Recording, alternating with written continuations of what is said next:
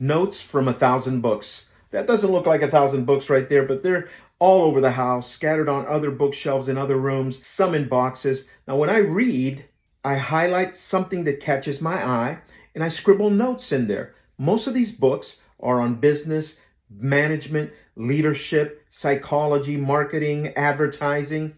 So the book I want to review today is this one right here, The 4 Disciplines of Execution. It's a wonderful book. I turned to page 15 and I found a little nugget. Since execution is fundamentally a human challenge, requiring new or different behaviors to produce improved results, you can best understand the impact of 4 disciplines of execution by first examining the most human reaction of all, resistance to change. You know what the biggest obstacle to change really is? It's not a new idea, it's us. Here's an observation that I've been making throughout the years. When you have a sales meeting and you've got a bunch of people in that meeting and it recurs maybe once a week, once a month, watch this. Everyone sits in the same place. They can't even change their seats. How about this? When you go to church, same pew. We have rituals. That's not always bad, but it is what prevents us from growing and from moving forward.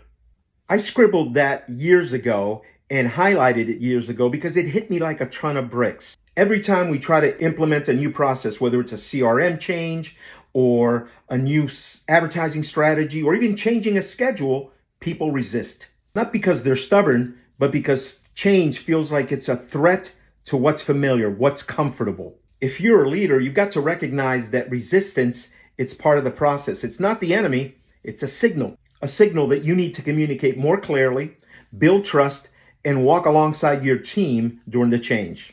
Okay, one last thing. True growth can only come if you change, if you step out of your comfort zone. I've got over 1,000 more books with highlights and margin notes just like this one.